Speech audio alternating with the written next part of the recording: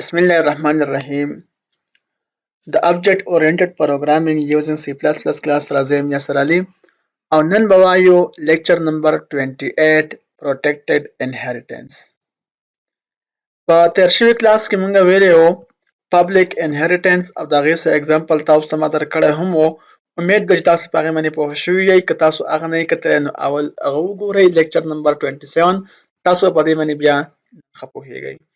Protected inheritance که مونږ یو child class دا inherit کو د parent class نه protectedly څه به کیږي نو in protected inheritance the access status of parent class members in the derived class is restricted. مخکې پابندي نه وه په پبلیک کې خو چې کله موږ protected استعمال کو نو د parent class چې کوم زموږ سره members دي نو هغه په derived class کې څه وي restricted وي پابندیانې پکې وي. The public members of parent class become protected. Member of derived class دا کار به وشي که فرض که ما یو ډیټا ممبر اغوستی دی په parent class کې public خو بیا مې دغه کلاس انهریټ کړلی protected نو بیا به زموږ سره دغه public data هم څه وي protected وي په child class کې. The protected member of parent class become protected. The protected data به زموږ سره already protected وي of derived class په derived class کې. اوس وایي چې in private member of parent class become private دا خو به already private وي خو زما مطلب دا دی چې هغه public کوم class وي نو public کوم data member وي نو هغه زموږ سره هم څه وي restricted وي هغه زموږ سره protected وي. زه راځم Visual Studio Code ته practically که وګورو دا ما هغه تیر شوی پروګرام کوم چې مخکې موږ په lecture number 27 کې کړی بالکل سیم هم هغه پروګرام دی خو دې ځای کې که تاسو وګورئ زه دا ډیلیټ کوم ٹھیک شو دا مې ډیلیټ کو او بل یو کار داسې کوم که تاسو وګورئ په تیر شوي کلاس کې موږ پبلیک ویلی و زموږ ټاپک اصل کې دې ځای کې دی دلته دا زه اخلم نن پرایویټ. اوس وګورئ څه وشو ګورئ دا کلاس ما واغستو چایلډ چل مې وکړو کلاس مې واغست دې ځای کې چایلډ ما انهریټ کو د پیرنټ کلاس نه پرایویټ سوري پروټیکټډ خبره کوم protected به واخلو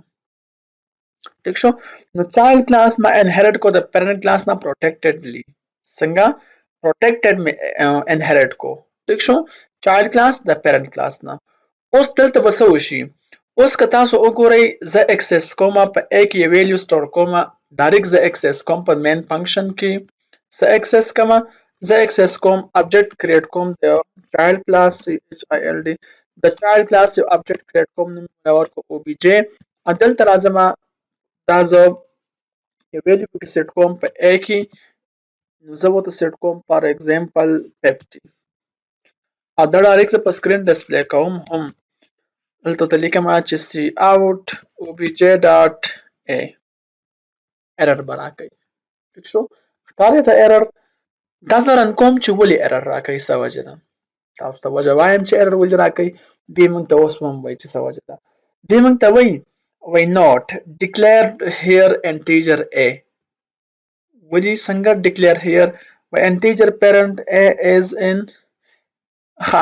دی وایي چې inaccessible within this context پوه شوئ دا inaccessible ده ولې inaccessible ده که تاسو وګورئ په دې ځای کې موږ دا اغوستی دی public او په تیر شوي کلاس کې موږ دا اکسس کړی و که ستاسو یاد شي دا موږ دلته کې public اغوستی دی ډیټا ممبر خو چونکې په دې ځای کې دا کلاس موږ انهریټ کړلی protected یعنې موږ په restriction په دې ځای کې ولګول دغه کلاس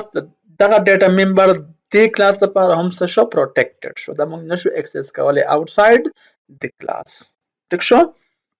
دا outside the class دی کنه کلاس دی په دې ځای کې کلوز د کوم کلاس child class outside the class ډایرکټلی موږ دا نشو اکسس کولی ځکه چې دا protected دی اگر دې ځای کې پبلیک دی خو چې دې ځای کې موږ دا کلاس دا child class انهریټ کو د parent class نه په دغه ځای کې موږ یوز کو protected دا زموږ سره هم ډیټا څه شوه protected شوه ٹھیک ده دا شو زموږ سره protected inheritance protected inheritance شو. اوس داسې زه کولی شم البته دا زه ډیلیټ کړمه دې ځای پورې او دلته راځم چې obj ډاټ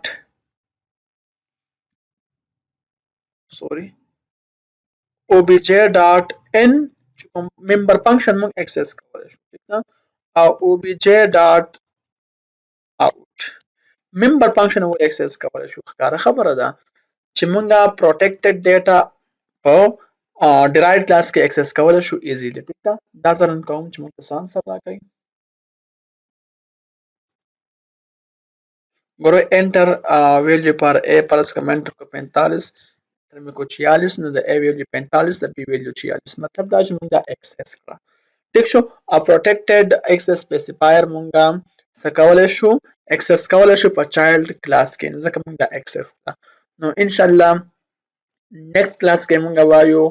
پرایویټ کوم چې زموږ سره دریم نمبر ټایپ اف انهریټنس دی، پروټیکټډ زموږ سره سیکنډ نمبر شو،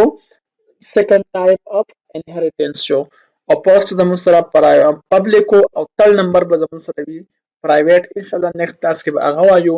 امید ده چې تاسو دې باندې هم پوه شوي یئ. نن پورې هم دومره کافي دی. د الله په